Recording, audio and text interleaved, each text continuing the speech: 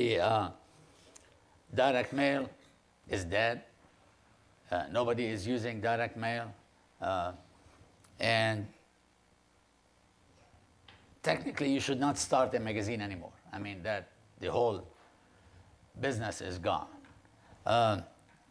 So, Steve, why don't we start with you? Because we just heard about the Magnolia Journal. Sure. And we heard that you are doing the subscription drive.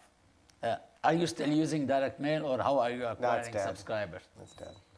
Yeah, no, direct mail is a huge source for us. I mean, the 3 million subscriptions we got last year kind of from direct mail kind of show that that's not the case. And it's one of our highest lifetime value subscriptions. You know, and we've gotten really good at it. You know, we have a huge database at Meredith of 100 million you know, buyers, and we know their purchase history for the last 20 years and their you know, their email activity and their online activity to the extent that they were registered when they were on one of our sites. And we use all of that using pretty sophisticated algorithms to identify and segment markets. So we're pretty efficient at mail, and we are using it on Magnolia. We've got a big drive in July coming up. Our initial test was through the roof. Just absolutely, I actually have not seen a direct mail response rate of that size. It was our initial test. It was about 300,000 pieces, but we're really thrilled about that. You know, one of the things Magnolia brings along, you know, kind of to make it a higher level than say some of the other launches that Doug talked about, is they bring a channel. So we talk about all these channels that we have access to at Meredith, and they're all big and huge, and we feel like we always room for improvement, but that's one of our goals, is to improve our channels and have them available for all the things that we sell. But Magnolia is able to bring one that they can, from day one, begin selling subscriptions. You know, just one of the things that's kind of lost a little bit at Meredith is our last 2 launches have actually been super successful. All Recipes magazine is just a few years old.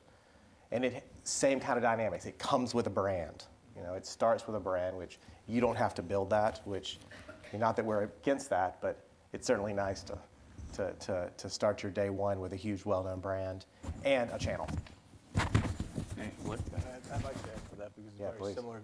Legacy coming from the Hearst side, very similar dynamics. Hearst has launched more magazines post-recession than probably anyone, awesome. And every one of them is a category leader. So I was going to kind of reiterate what you said, based on what we saw just before.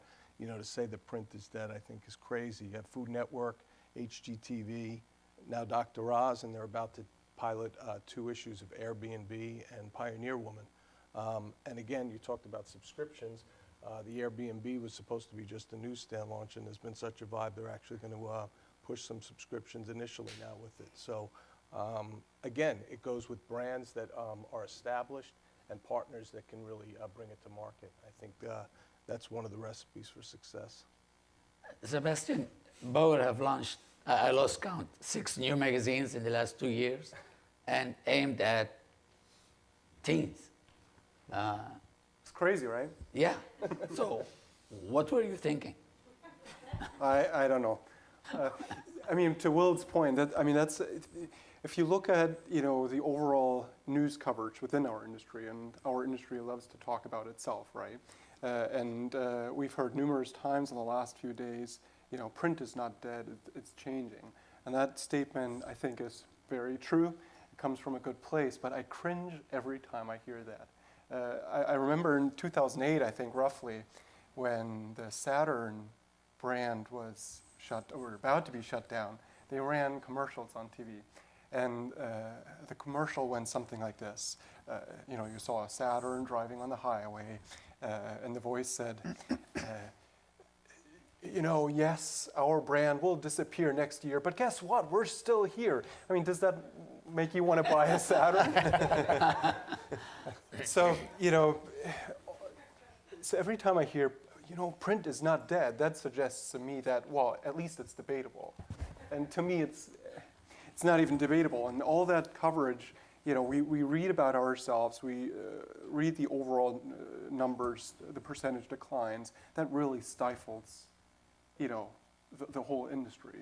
And breaking out of that has gotten so much harder. I think coming up with a new magazine concept is not any harder than it used to be. I mean, one thing that never made for a successful magazine is just furnishing news. You know, writing information in a magazine. A magazine always had to have a personality. A newspaper too, and that's why newspapers have such a hard time these days too, because information is so much more easily accessible.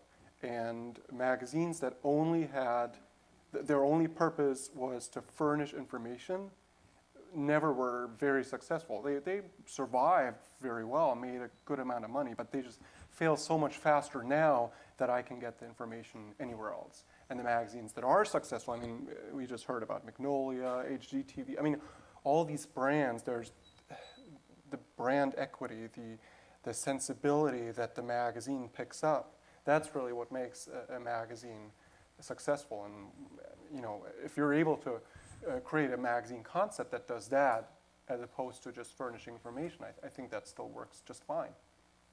It's just so much harder to get into launch mode when everyone says, you know, forget about it, you know, 11% down. And no one actually asks, why is it 11% down and who's down, how much? Todd made a good point yesterday on the advertising side. Not everything is down the same way, right? And if you, now my expertise is newsstand. If you look at the newsstand overall percentage, yeah, 11% every year for 9 years in a row, that's terrible. But you look at where those percentages come from, and it's mainly, you know, the celebrity weeklies, the women's fashion magazine, young women's magazines. I mean, that alone is like a quarter of the entire market, which is down, I think, between 16 and 20% every year for 10 years in a row. So then it's just simple arithmetic, you know, that the rest is a much lower percentage. Jay, you are, I mean, before you were with Hola, I mean, you were also dealing with circulation, and now you're dealing with a new launch. How easy has it been? Oh, it's a piece of cake. You know? That's good. I want to address something just mentioned about the sales loss. If you go back to 2008, and we've studied this, Jerry's got statistics on this. If you go back to 2008 and look at the decline since 2008 in magazines, it's not all that different from during the recession what happened to other general merchandise categories in the same stores. Mm-hmm. The difference is that the retailers are reading, oh, print's dying, digital's taking over, so they assume that the decline in magazine sales in their stores is because of digital, not because of the recession. So they take space away, and a 12-foot magazine rack becomes an 8-foot or a 4-foot rack. The checkouts that used to have magazines at every single checkout are now being replaced by soda coolers and batteries.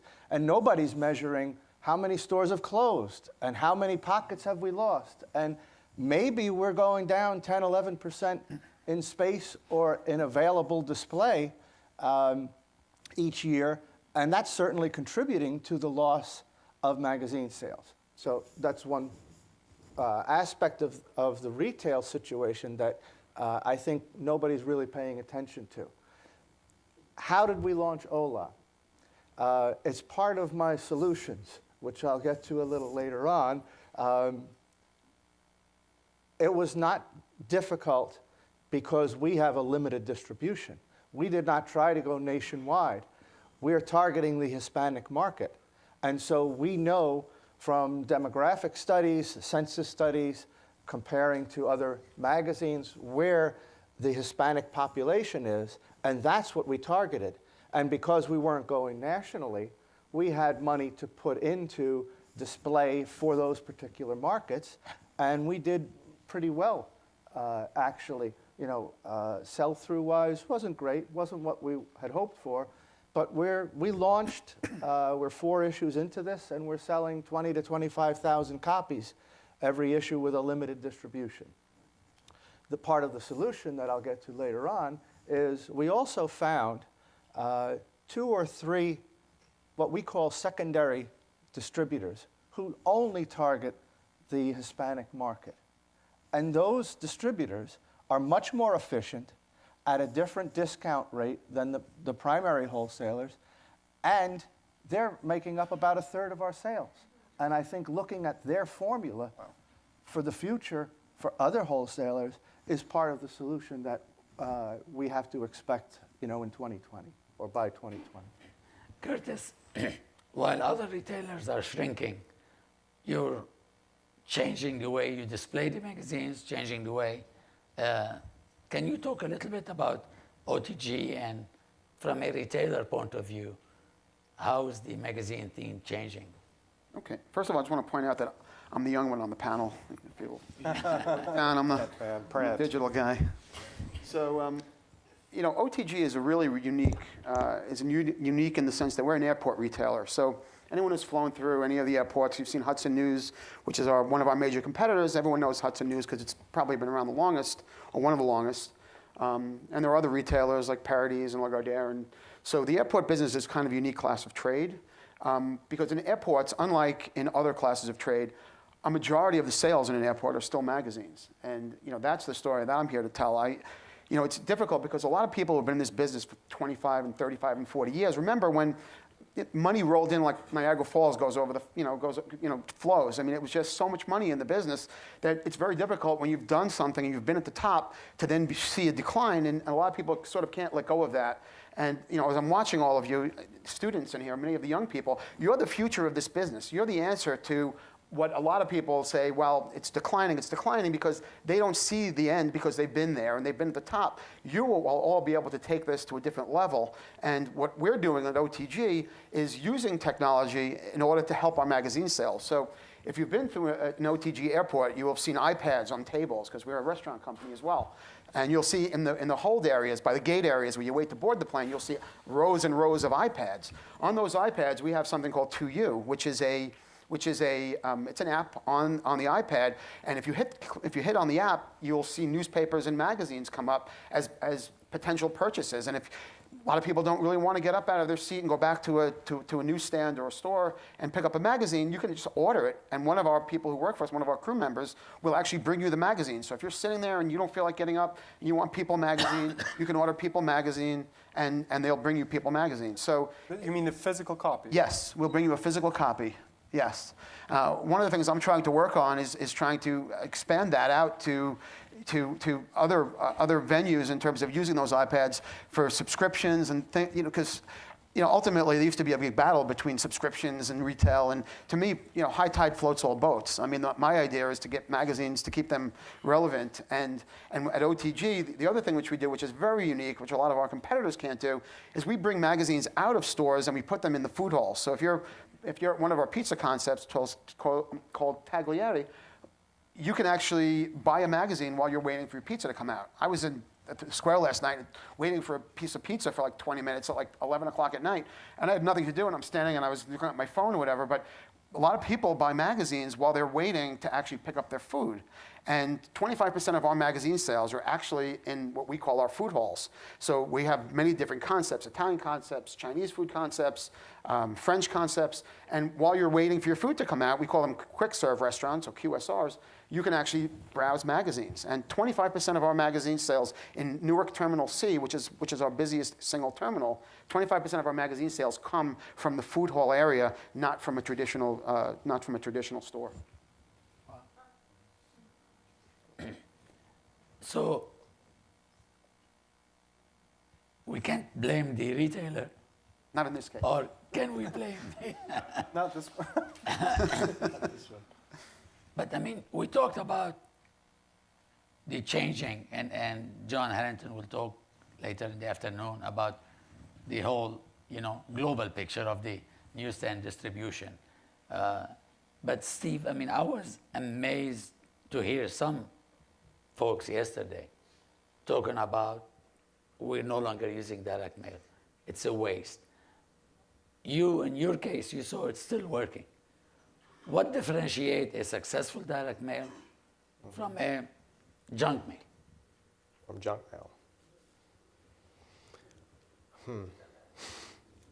Well, I would say we do a lot of creative testing, and we do have a lot of discussion. Editors want beautiful packages, and we would love to have beautiful packages too, but the mailbox is transactional. We do have, one of the things that we say a lot, in Meredith is, like the customer experience is kind of you order, and then like a month later we send you a bill, right? So we kind of want to change that. So we've got, premiums kind of come along with the direct mail order, and we deliver those. We try to make that the first thing you get, with your magazine. So that's kind of our editorial angle. But the packages, you call it junk. I might have a different term for it. It's a transactional piece. The goal of the package is designed to elicit an action. If it doesn't make it to the customer's action pile, their bill pile, however you want to call it, it's probably going to go in the trash. You're going to be part of the 96% that don't open. Have you seen a change in the response rate? I mean, since the dawn of the digital age.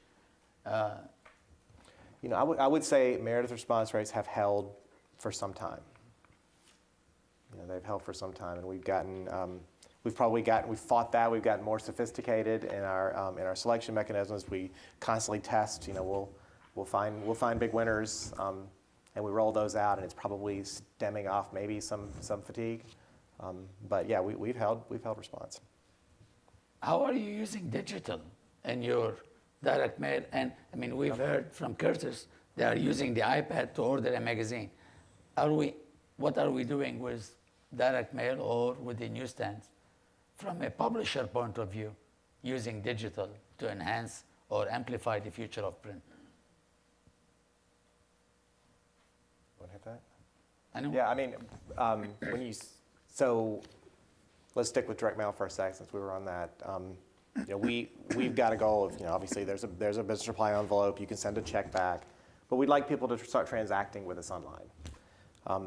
So we have mechanisms. We promote special offers if you go online to kind of complete your transaction that way, and we get a decent response rate. In fact, we can model out and find groups where we're getting 30-40% that would respond online versus other groups that just are not going to do it that way.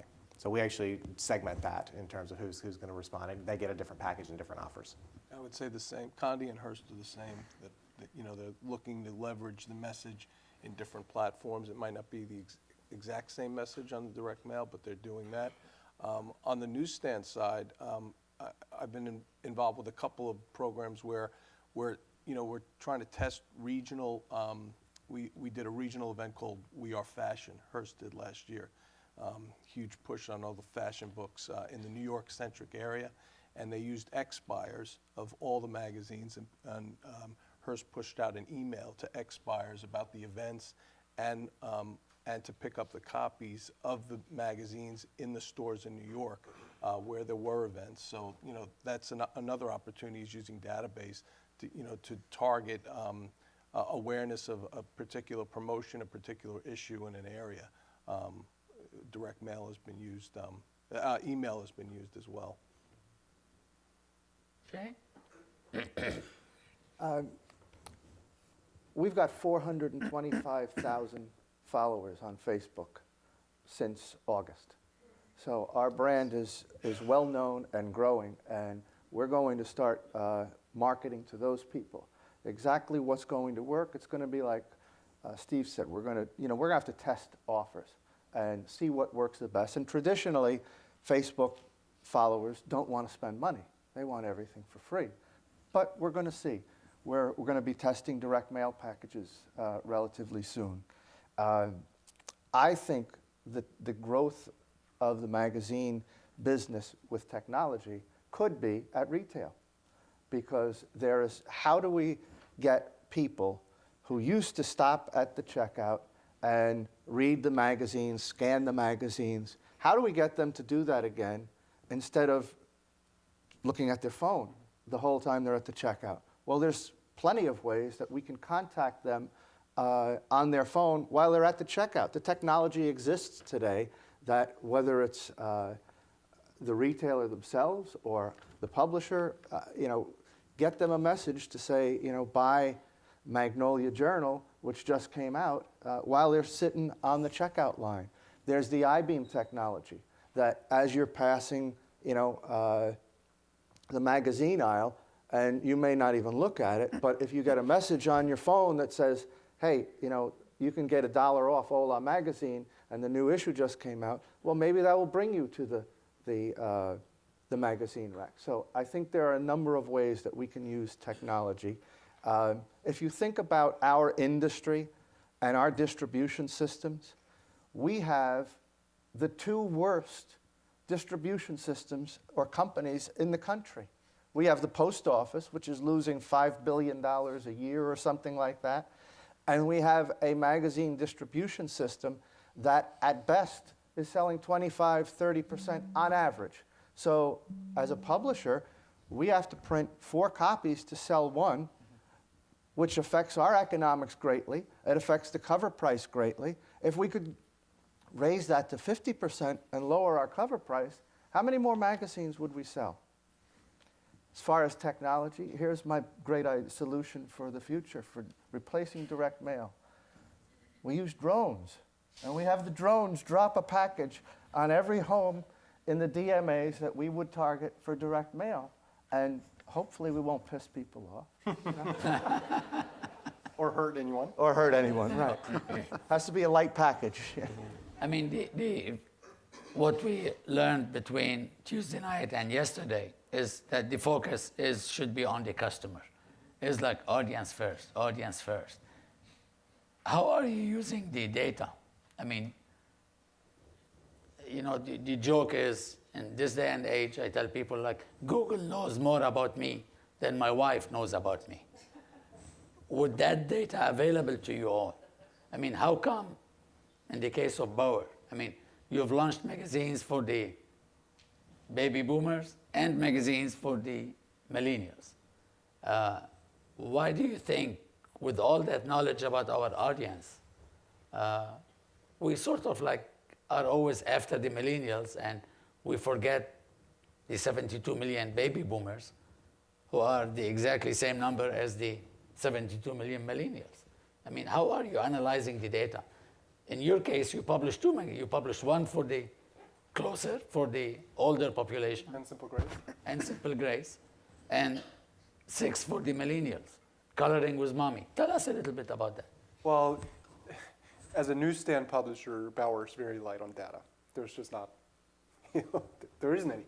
So Bauer's always launched magazines very much, I don't want to say on a hunch, but on an understanding of consumers, not on data, just taking anecdotal evidence and trying to come up with responses to that anecdotal evidence.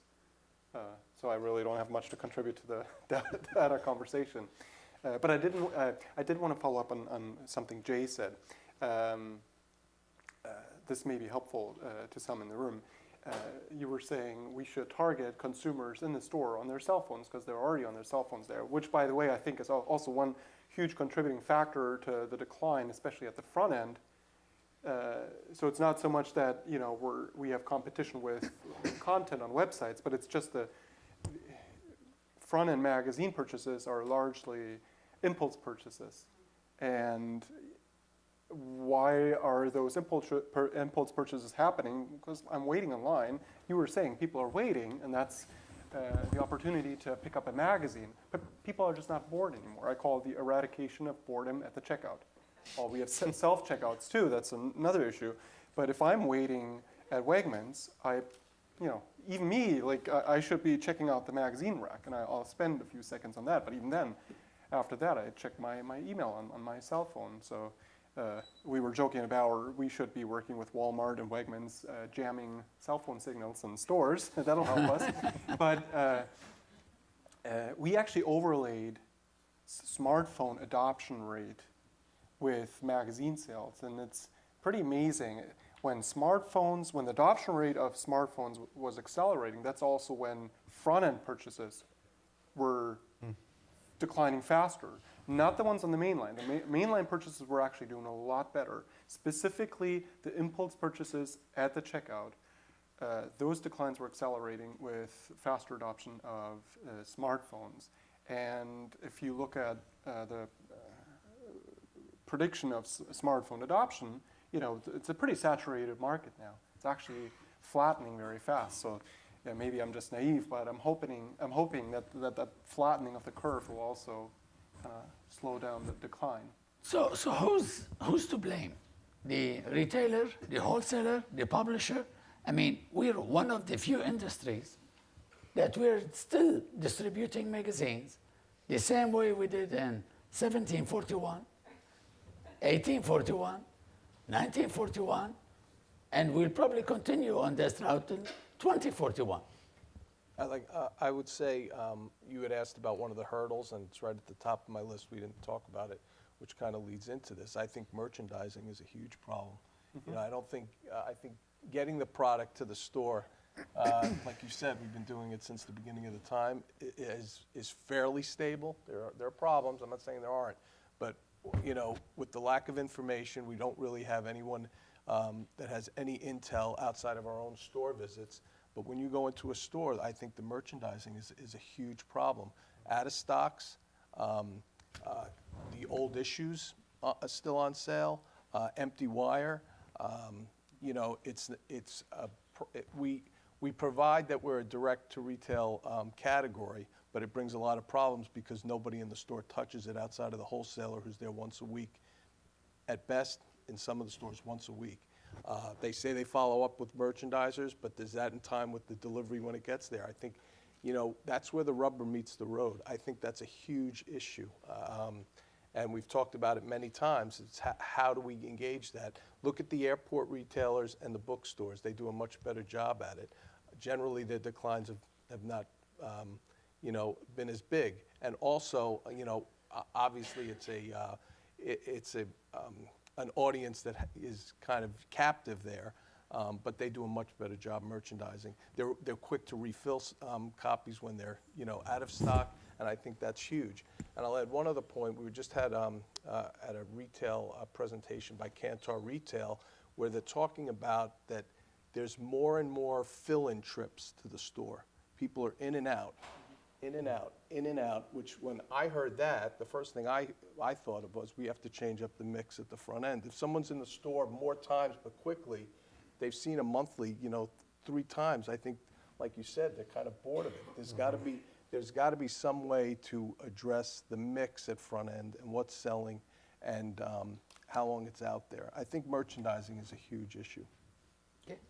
So, you know, one of the things that I can say as the only retailer on the panel is that I have over 20 years of magazine experience, and as you know, I'm passionate about magazines. So obviously, people who work for me, I mean, I direct them what to do and how to run everything, and so I don't accept anything less than 100% compliance and all of that.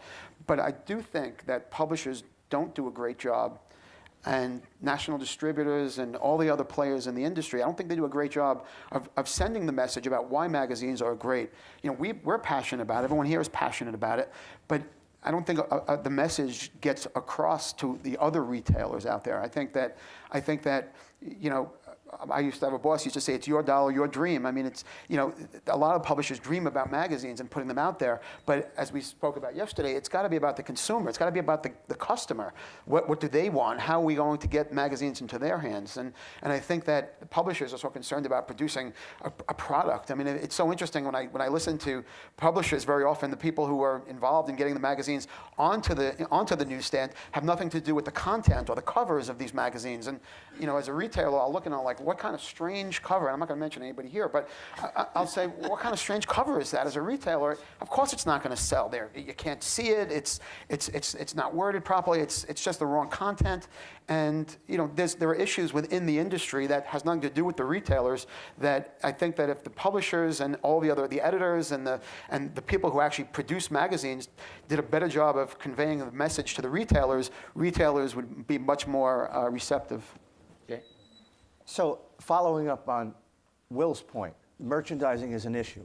But I want to give, especially for the students, a little bit of a background as to why that's the case, at least in my opinion. And again, I think this is one of the solutions to the future. So we deliver the magazine to a wholesaler. The wholesaler delivers the magazine to the retailer in totes. And then a merchandiser comes in and actually takes the magazines out and puts them up on the shelf. Okay, so we as publishers spend tens of millions of dollars and endless hours creating covers, creating our content, and distributing it to the wholesalers. And then we're leaving it in the hands of a part-time, minimum wage person who has no idea which magazines sell and which ones don't, and has a turnover of about 50% a year.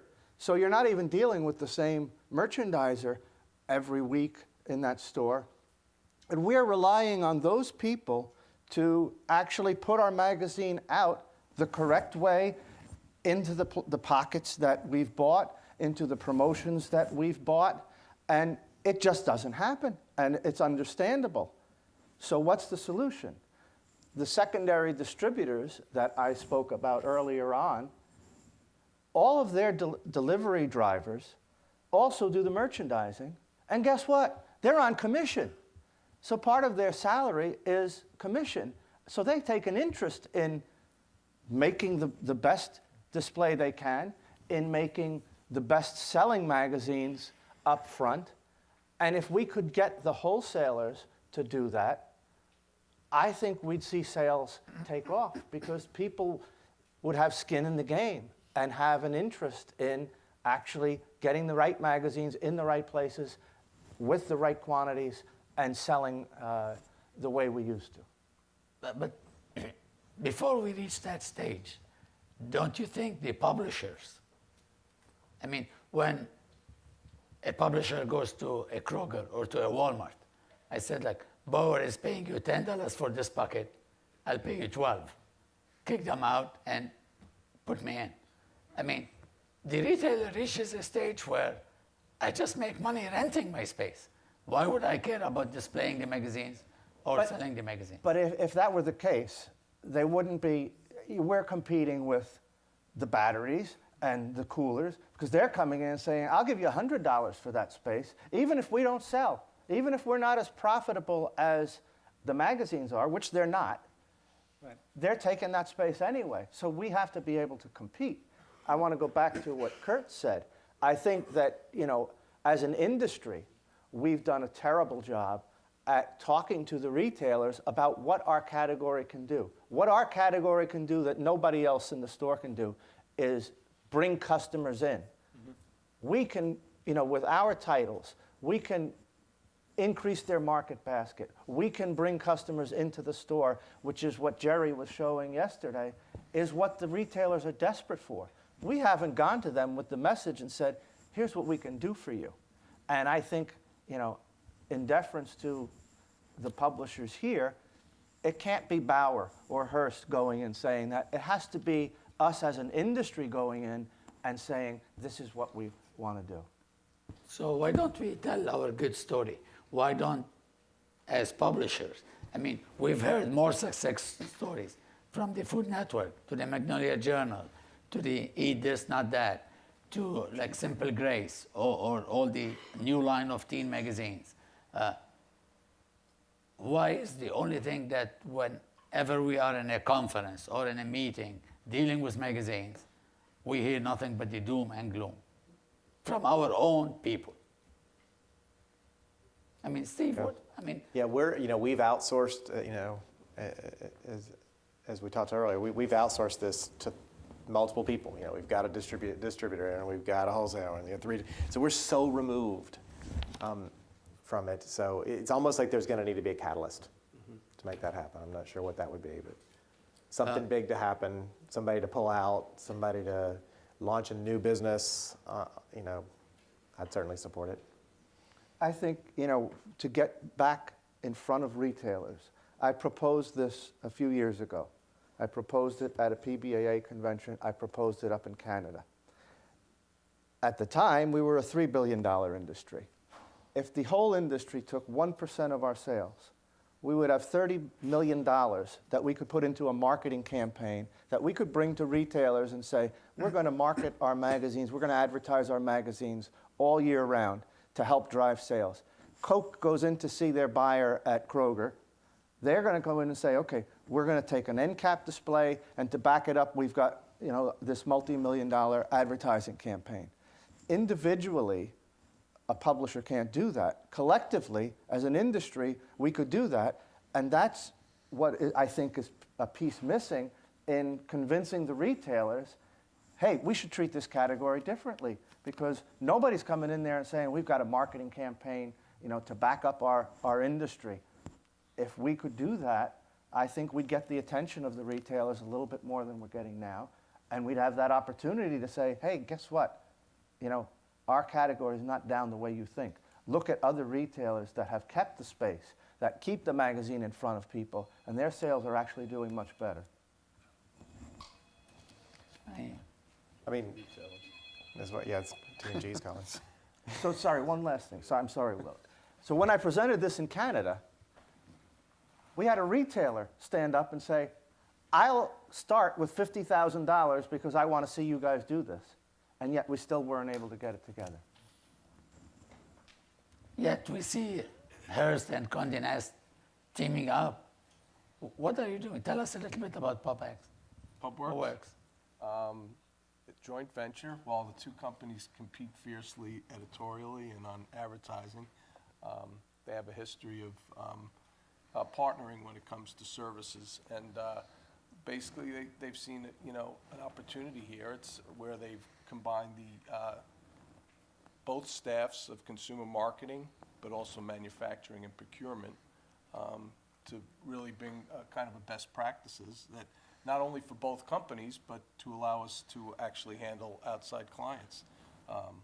We have a few. Entrepreneur Magazine, American Girl, which is owned by Mattel, is under the PubWorX roof, and we're pretty close to announcing a couple others. And there's also been the acquisition of ProCirc that handles some of the other smaller titles that'll be integrated. So one of the things that I'm trying to do is heading up the retail team for both is to see where there are opportunities to do things together, not only with Condé Hearst, but with outside publishers. Hearst just partnered with Good Housekeeping. This would have never happened 10 years ago. I was actually at both magazines, just partnered with Consumer Reports and did a polybag, two of the most trusted brands of testing products in the world. And it was Consumer Reports that actually approached Hearst about it. And they're polybagging in 3 major chains, offers a unique packaging opportunity for these 3 chains. And what Consumer Reports is trying to do is sample more female audience. They're predominantly male on the newsstand. So they partner with Good House and with polybag books together. I think that those are the type of things that PubWorX can help bring together by working across a lot of different publishers. I do want to make one comment as the retailer again. I think it's important to understand the nature of the changing of the business, which I don't think the publishers necessarily understand, because it's always been about, years ago it was about, doesn't matter what the magazine costs, whether it's subscription or newsstand, because it's all about the advertising, and that's how we earn all of our money. So the selling of the magazine really is inconsequential. It's really about getting the copies out there so we can meet our rate base. That can't continue. And in fact, I implemented a new policy. I won't take a magazine that's under $4 anymore. I don't carry $2 magazines and $3. I just don't do it. It's just not worth it. It's not worth it to me. It's too much. It takes up too much space. And quite frankly, Monocle, for example, which was brought up yesterday, is $12. I sell a ton of Monocle. I sell a ton of Harvard Business Review at $18.95. Now, that's not the Walmart customer per se, but I see no reason. Publishers have traditionally, as opposed to making it a luxury item, they've sort of made it like just sort of a throwaway kind of a thing and priced it accordingly because of the advertising. It's time for publishers to start recognizing the premium value that they offer people and start putting the perception in people's minds of making magazines something that's absolutely, for your coffee table, something incredible that you want to hold on to, not something that I take on the plane and then I throw it on when I land in the next city, I just throw it away. And I think that's a publisher attitude that I've seen over my almost 25 years that I've never quite understood. And today, it's really important for that to change because particularly in terminals, which are going to become a larger and larger part of the business in terms of single copy sales. It's going to continue to grow because traffic in airports is continuing to grow.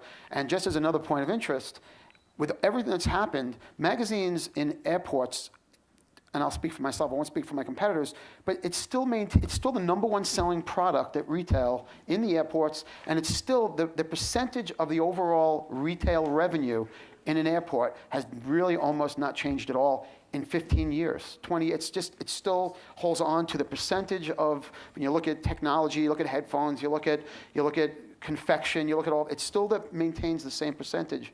And I think the one real missing opportunity for publishers is it's time for you guys to start raising prices like Hearst, like Time Inc., when they said, okay, you know what, we're going to raise it $1 or $2.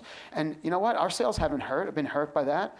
And I think that if the publishers start to recognize the fact that they're offering really great premium quality content, and it's something that people want, like HGTV, which is another great example, which is selling incredibly well, people will spend money for it because people are spending $500, $600, $800 every 2 years for a new iPhone. They'll spend $7 or $8 to buy a magazine. So I just think that's, as a retailer, my advice to all of you up here is to really look at your pricing and not be afraid to raise it $1 or $2, because it's not going to change. It's not going to change your sales and put the magazine out of business. It just isn't. You know, a lot of talking about newsstand on this, guys. Meredith's about 97% subscriptions. So relative to our rate-based titles, the newsstand sales they're kind of inconsequential to us from a volume and definitely a profit standpoint. However, we make and really lean into our SIP division that Doug kind of talked about earlier up here, which is exactly what Kurt's talking about. I mean, those are $9.99, $12.99, depending on the brand, and they're very linear focused. You know, it's a kitchen remodel package of designs. No, you know, very few ads, if any, and we make considerable profit on those. And the volume is not what we'll worry about. We're driving efficiencies, driving overall profit in that business, and that's really been our focus at Newsstand. And we love which SIPs. matches exactly what you're saying. It's an incubator, though, too, for the product. Absolutely. Well, yeah, we've got a handful that are quarterly subscription products, and they get the insert cards and have a little campaign around them. But yeah, absolutely. And we love SIPs, so I mean, just keep them coming. Yeah. Sure. So, and Meredith was the leader in SIPs, now which everybody is calling bookazines, and that we have, like Time Inc. puts around 150 bookazine a year now, like almost 3 weekly. And they are on the checkout counter. And the same thing, I mean, they are doing it for Hearst, they're doing it for the American Bible Society, they are doing it for, I mean, we just seen the Meredith doing it for ARP. I mean, you name it. Do you think that also impacting the sale of the regular magazines on the newsstands? I mean, is it only the phone, or Is it only the what? the digital, or it's all the extra SIPs that are invading the checkout counters and costing $12, $13? I mean, anecdotally, we know that SIPs have taken away space from weeklies, so it affects units. Does it affect dollars? I mean, it's like 3-4 times the price, or 2-3-4 times the price of a weekly. You know, I haven't done the math, but we know that units certainly are affected where SIPs take to checkout pockets. There's limited space, right? Not just limited, shrinking front-end space. So it has to be, yeah.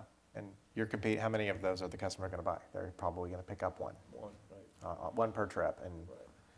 to us, you know, if they take that instead of a cheaper rate-based title, well, they did, and we made more money. Everybody in the channel made more money as a result. I think we are getting incremental sales, but there probably is some cannibalization as well. Right. Yes. Well, here's the 800-pound gorilla question that nobody, or elephant in the room that nobody dares to ask. It can be also a gorilla, so don't laugh. It's an elephant. Do we need rate base? I mean, is this an antiquated business model that we're probably the only country in the world that have a guaranteed rate base before even we publish? Do we need a rate base? For now, my bosses tell me to make rate base, so I'm going to keep doing it. So in your case, we need rate Yeah, base. I mean, you know, when we talk about our goals in Cirque, our goals are make profit and make rate base. And I kind of say it's in that order. But we are a considerable profit driver at the company, and that's what we go to work for every day. We've got ways to make, we've got awesome models that can project out, and we've gotten very efficient at getting there. Yeah. So. One more sacrilegious question. Following Samir's lead, I'd like to offer you guys $1 billion immediate return on business. What about 100% sell-through, no return? Take it or leave it? Well, Take it or leave it? I'll answer that one because our home office is in Madrid, and they publish Hola, España. But we ship copies over to the United States for certain markets that want to see Hola, España weekly, and they pay a premium price for it. And we had 2 wholesalers on with a very high discount with a no return policy. And one of them's gone out of business, and the other one is telling us, we don't think this is sustainable, even though we've raised their discount twice in the last year. So their inefficiency is prohibiting them from making more money with a 100% sale and a very high discount at a very high cover price. It's nothing we're doing that's impacting it. I'd love to do it. I think the solution is a hybrid, which used to exist in the UK. I'm not sure if it still does, but we're going to send you 100 copies, and you have to pay us for at least 65 of them. If you if you sell 85, great, we'll take the extra money, but you got to sell at least 65 of them. I think that's one of the solutions to this. I mean, sell-throughs, that's a huge issue. And exactly a year ago, you had Hubert on stage here, my former CEO, and I think he gave a very elaborate speech on the newsstand sell-throughs, Europe versus the U.S. And the issue in this country is the way we've trained consumers to buy magazines. You go to Walmart, there's 24 checkouts, and you tell your consumers, well, it doesn't matter which checkout you choose, that your favorite magazine is going to be there. So now you have 24 pockets you have to fill. By definition, you don't want to have a sellout, right? So sellout, we all know, is bad. So by definition, you already have 24 return copies right there. And that's the best case scenario. And European shoppers, by comparison, they're just, throughout the decades or centuries, they know there's this one big, beautiful shelf, pretty prominently placed in the store, somewhere by the produce section. And if you want your magazine, you go there. So you get your weekly magazine there. If the store knows they sell 5, well, they send in 6. And the result is the average sell-through in the U.S. is actually the average return rate in Europe. We sell about 30%. They return about 30%. Think about what that does to the economics. It's completely different. But can you actually do that in the United States after putting distribution on a welfare distribution system that, I don't think it's a distribution question. I think it's or shopper question. Everyone. I've heard so many good things about Costco, how efficient Costco sales are. I think we talked about it lately. And the reason is Costco has this one. What they call it, the cube. Yeah, I think. One cube. So every magazine has one pocket. It's very deep. You send in, let's say, 20, 25 copies, and then 15 or 20 get sold. Very high efficiency because there's one pocket. And they also, getting to what I was talking about before, stuff's on sale 2 weeks, 3 weeks, something new's in there. So because of the high volume of people that are in there. So that's exactly kind of what I was talking about, is that they're able to, put a lot more through those pockets, and still, when it's starting to decline, something new goes in, And the Costco shopper knows that's where they go for their magazine. They are unique. The Walmart shopper knows it doesn't matter what checkout I choose. And retraining, I think that would be a very risky proposition, telling Walmart to take magazines off the checkouts and putting them somewhere else in the store. The industry needs to take risks. We're not going to progress unless we do something radically different. This definitely is radical. You're right. That's what I do for a living. Yep. Go ahead. Jay, your concept of having a return allowance, I think, would be developing in the industry, but the benefit of the young this audience. Why is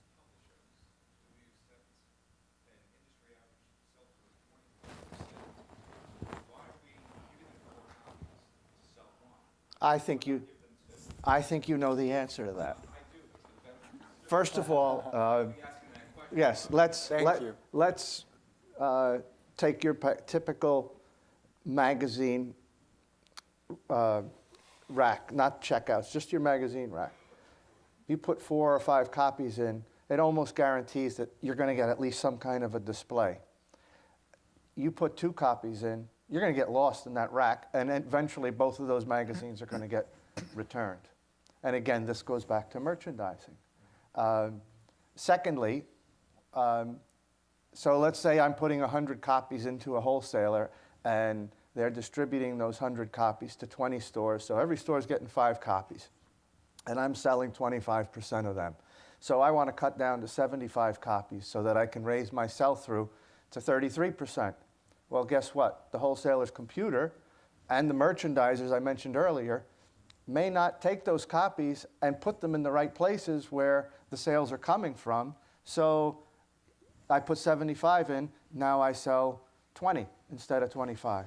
So that's the risk you take in trying to improve your sell-through through the existing system.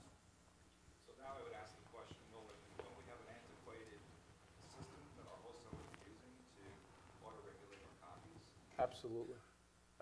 Absolutely. We as an industry, Well, But I don't know whether, sorry, Will, I'm not sure how much of it is the antiquated computer system and how much of it is the merchandising. it's, in my opinion, it's a combination of both. I think absolutely the systems are antiquated. They do exactly what Jay says. I was at Hearst for 5.5 years. They're very committed to the vendor management inventory. They do their own distribution work. And they've analyzed the systems very closely, and they can't even explain it. Why he's selling 3, he gets 5. He's selling 2, he gets 5. The next issue, he gets 12. And they, so part of it is you really have to, and obviously some of the larger publishers that have the resources can do this. You need to take more control of that and put the analysis in. But then at the same time, if the magazines are getting to the store and the wrong amount of copies are there and they're not merchandised on time, it's compounding itself. So as this, again, for the benefit of the students, so why would the publishers put up with a system like this? Well, let's go back to 2009. We had 4 major magazine wholesalers. None of them had more than about 30% of the business. Today, 2 of them went bankrupt. We now have 2 wholesalers left, 65 and maybe 25% of the business. So they're dictating terms to the publishers, which makes it very difficult for us to make changes to the system that we feel need to be made. If you look at the music business, you have SoundScan. If you're in the book publishing business, you have BookScan. Is there a measuring device that gives you metrics about what's being sold in what demographic of the country, et cetera, in the magazine? Well, that's the first question. Is there such a thing? For certain retailers, yes. Yeah. Yes. But not nationally. So like right now, you don't know what markets, Well, Southeast, West. you can look at store level data, but it's not, it's after the fact. It's not scan data for all chains. About 60%, I guess. Right, Joe? We're getting about 60% of the scan? We have solid inferences we Yeah. can make from scan data. For most publishers, Right. you have to pay for data. It's not such a Right. But yes, we have a good idea of where we sell and by region. And then to Will's point, after it comes off sale, we know exactly what we sold. Right. Every DM. And it's always a look back. So the second part of the question then is, I forgot your name. Curtis. Kurt. I'm in a lot of airports. I think that's really cool, aggressive. That the point that a lot of times you scratch your head and you wonder why magazine covers look the way they do. It sounds like there's not much talking between retailers and magazine developers. When I was in book publishing, we would call Walmart and say, you're going to retail this book. What's trending? Which cover of these 6 do you like? Well, in my case, it does. It's just coincidental. I'm also the book person, so I deal with all the big 5 publishers, and it's a little bit different the way they work versus the way the magazine business works. But I'm the director of promotion, so I sell all the promotional space to all the publishers, and by default, because of 25 years, almost 25 years of magazine experience, I sort of run the magazine business as well, although that's not really what I do. I have other people, category managers, who run the business for me. But I do have relationships with obviously with Jay and with Will and all of the major publishers and in the smaller publishers, and we do very often have conversations about that covers. But it seems the answer I generally get back is that we have no control over what goes on. We're not invited into those meetings. So the publishers themselves, the people who are actually responsible for getting the product into the market, it seems to me, and I'm sure it's not in every case, but it seems to me that in many cases, the people who I deal with, who are the marketers and the circulators who are responsible for getting the product into the stores, don't have a lot of say in terms of what covers are the creative geniuses, they're in their own ivory tower, and the people who actually are responsible for selling the product at newsstand have absolutely no control over it all, which really is kind of insane, actually. We've been publishing for 3 years. We only print 10,000 copies, and about 4,000 of those go to newsstand. We were very lucky early on. We got picked up by a distributor, thanks to Samir writing about us. Whole Foods and Barnes & Noble called us the day after his article appeared. So we're regional in New England, and I have so many thoughts about this as an experience. But the story that sort of stands out the most for me is, we're in Barnes & Noble, we're in Whole Foods, we had really great placement. I was amazed at the powerlessness I had as a publisher to control how my product was displayed. I had a friend who started a tea company at the same time. We both got picked up by the same New England chain of supermarkets. His relationship with that store is a local product. They gave him an end cap. They highlighted his product. He did sample tastings. He did all of this stuff.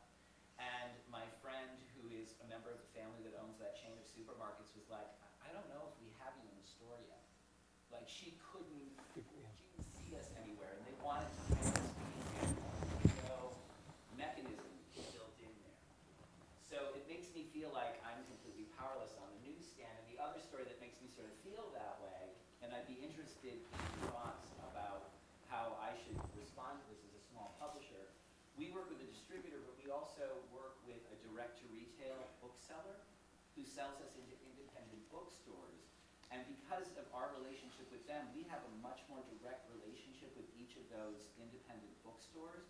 So we send them posters to promote the magazine, or we do Facebook advertising in their town saying that Take Magazine is available at this independent retailer. We have a different relationship. But the best selling location I have for Take Magazine is a woman who owns like a beautiful home goods store filled with like air plants and succulents. And she carries 3 magazines. She carries us, Kinfolk, and I can't remember the third title. But she merchandises us on a trestle table with linens. She does all of this stuff. She outsold every other venue we had. She was selling 50, 60 copies of an issue by merchandising us as an object that people wanted to buy, as opposed to just putting all of the magazines off in a corner. And so I'm like, why would I want to be on a newsstand if I'm printing so few magazines when I should be contacting, New England's filled with beautiful little home goods stores filled with succulents and air plants. I could sell 10 times as many magazines if I just called all of these people, and she bought them outright. Because she's used to buying from a distributor, she was like, oh, I'll give you $2 a magazine. I'm like, I'll take it. She sold 50 of them. So, I mean, it's just this whole idea of like thinking beyond the newsstand. She promoted us on her blog, she promoted us on her Facebook page. She really treated us as something she wanted all of her customers. Well, that goes right to the point. The retailer is totally engaged. When you, and that's easy to do when you're that one retailer. When you're dealing en masse, and Walmart doesn't touch the magazines. I think I spoke about that earlier. It's very, very difficult to get a mass merchant to engage like that. We can't even get them to touch the product. You have the wholesaler comes in once a week, and then, it's like a blitzkrieg that goes through there, and you can see what the main lines look like. So, But if a product sells, like the case of the Magnolia journals, I mean, retailer were calling, asking for more.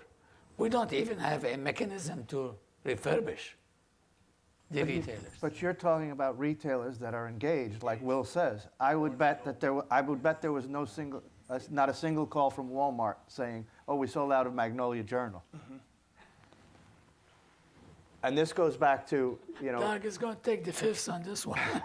This goes back to the whole discussion of, a merchandiser just putting copies up, or a merchandiser who has some skin in the game, because and understanding the product. to your point, in my utopian world for 2020, I'd love to see those merchandisers on commission and talking with the local store manager, because what sells in that store may be different from what sells 500 miles away. And right now, the merchandiser doesn't even talk to the store manager. They say, I'm here to put the magazines up. Yeah, they're in the back. Okay, that's the extent of the conversation. If they could say, hey, we just increased sales 10% over the last 6 months, that store manager might say, okay, well, let's do a little better job of positioning the rack. Whole Foods also does a very good job, maintaining their distribution and, staying on top of that. And I believe Whole Foods, about 20% of the products within a store, the store manager has some say in. They do, right, for local product, right. So, exactly. I go to my local Whole Foods every once in a while and make sure that Right. they're there. And by the Also, somebody hands me salsa to try when I'm standing at the cash register. and Awesome. Whole Foods average sell-through is about 70%. The other thing is that as a smaller publisher, there are challenges because in an environment, like a terminal environment, space is of a premium. So in order to take new magazines, we have to displace someone from the main line. How do you make that call to say, well, other than your word that it sells well, we don't know how it's going to sell. So, it is a dollars and cents game.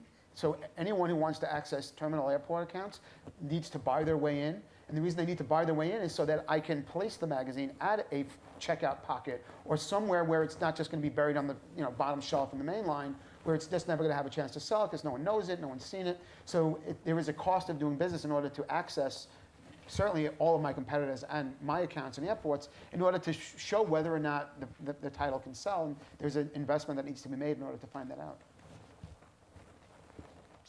Someone over there. Go ahead, Anita. But I was going to say, see, that's the challenge. It's so cost prohibitive. I'm sort of like in your same ballpark too, where you're a small original magazine, and I can guarantee you, I'm probably going to outsell in that market to the readers that I know I have locally that are interested in my community. I'm going to sell better, but I certainly can't pay the thousands of dollars that a big national publication can. But it's like, just take my word for it. I promise I will bring you the return on investment. You know what I mean? So thank goodness there's the Whole Foods of the world, because they will give you that space, and they are great. But then you try to get into your local grocer, which you can't even go. I've tried. I've gone into the managers and I said, hey, I'm here. Share the story with you. Great, that's all fine and good, but they have no control over a contract person who is going in to do the blitzkrieg and putting the magazines that can afford those big national dollars to get you those 24 spaces at Walmart. I can never compete. I'm like, well, I will do it myself. Let me bring our own carriers in. I will give you the racks. Just let me do this. And they're like, no, we can't do it. It's out of our hands. So it's just such a catch-22. What is that? So just to answer, I will, because I love magazines. I will, if you, for example, if it's, I have Houston Airport. We're taking over most of George Bush Intercontinental Airport.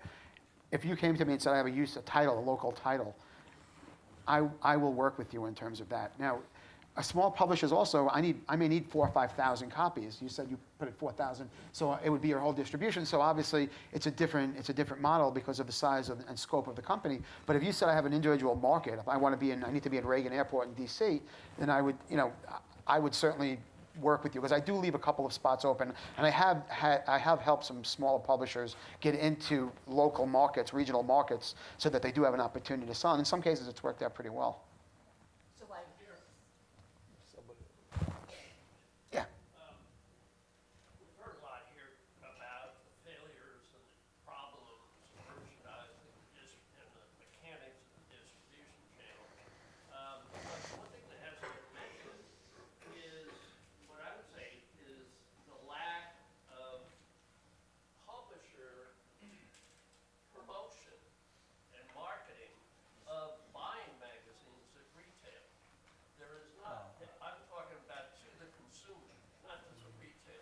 That's what you talked about.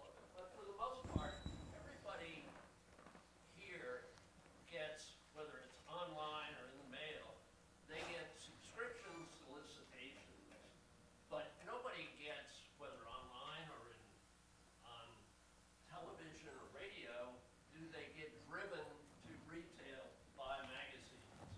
And the subscription solicitations that they do receive are, frankly, harmful to retail sales because they basically are saying, you're a fool for buying a magazine at retail when you can subscribe to it and get it for a tenth of the price in some instances. And is there any effort or is there any likelihood they're going to see the publishing community, whether individually or as a community, promote magazines to the consumer to buy them at retail? That's exactly what I was trying to do with my 1%.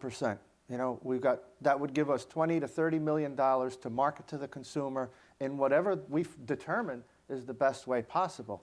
It didn't happen, but I'm not going to speak for these guys, but I don't know that you can afford to do that for an individual title. Right. Yeah. Amanda? Maybe I'm coming from the consumer side, and it also could be the influence of where I live and work, but your industry association should be this voice for you to these retailers. And so I guess I have two things I want to say. One is, as a consumer, mostly looking at magazines, I feel like you talk a lot about, we all talk a lot about magazines being almost like a storefront brand. But we're not making that storefront with a door that they can open. So you're not giving me rack cards with a recipe that can be found in this magazine this month next to the avocados. And then I know not only can I have an idea for what to cook tonight, but I can grab that magazine either at the checkout or right next to the avocados and have more recipes for the rest of the month. Or grab a magazine talking about healthcare tips next to my, health and diet section. And so I'm wondering, because I don't particularly love just bellyaching about the problem, I kind of am a solutions-driven person. How do you propose talking to your industry association, or is that something of interest so that you can have a more robust campaign about both magazine sales and about placement of magazines as product rather than almost like a service component now that they're placed at checkouts and things in retailers? Is that something that you would approach with your industry association, or is that not something the industry association is there for you to do? Like MPA, what was y'all? Jay? Thanks, Will. We've both been involved in the trade Will, for a long time. Will and I were both involved with the Periodical Book Association of America, PBAA. And we have tried to do this over a number of years. And we've heard, varying comments as to why we can't do it. Retailers, as an example, they'll tell us, not all, but some will say, hey, we deal with the wholesaler. He's our, conduit to the industry. You want to talk to us, go through them. That doesn't work. If we, as an industry association, we had all of the major publishers as members, as well as a lot of smaller publishers, but if they don't drive this and get behind it, the retailers aren't going to want to listen to us. I guess I wonder what would happen if the major publishers just said we're not doing rack sales anymore. We make 97% of our money in magazine sales out of subscription already. There's no reason Meredith needs to have rack sales. I bet you that there's only so many Snickers bars that can be sold next to checkouts. And so I think that your magazine industry association should be the one to help leverage what you already have. I totally agree with you, but I'll go back to what you commented on about the avocados. We have the technology now that we can say, in this month's issue of Bon Appetit is a recipe for, let's say for Thanksgiving. There's a new recipe for pumpkin pie. And by the way, we have Libby's pumpkin mix on sale if you buy this magazine. Those are the kinds of things that the technology's there to do it with the retailers, and that's how you drive more customers to the store. You drive market basket. That's the way I think that we can engage to do exactly what you're talking about. You almost have to get that direct. You have to build that direct relationship, sort of like you guys did with the local New England people, the mass market equivalent of that. And that's going to take boots on the ground and investment. And quite frankly, that's not the right approach, because I took out director of press promotions a couple of years ago, because I sell all promotions, and there's a line from everything from Sony to Pfizer to, they would take our space in a heartbeat, and I could actually make more money. But because I'm a magazine person, my company allows me to do what I do. I hold on to the space that I hold on to. So it's not, there are just an unlimited number of deep-pocketed, multi-billion-dollar corporations that would take all our space if they could. On that note, we have to stick to our time. All right. Okay, you have 1 minute. I just wanted to build on the previous conversation.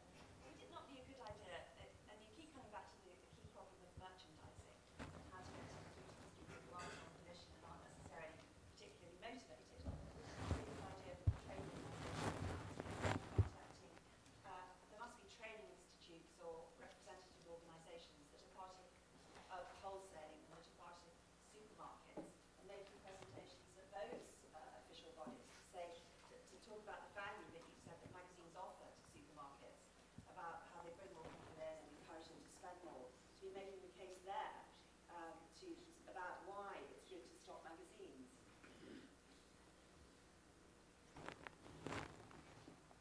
Been there, done that. Yeah, the answer is yes. I mean, You're right, we should. If Jerry Lynch were here, he could answer that question much better. But the presentation that Will referred to from Cantor Retail, we have all kinds of studies across all categories in the supermarket chain that say this is what magazines, how well magazines do against the other categories we compete with.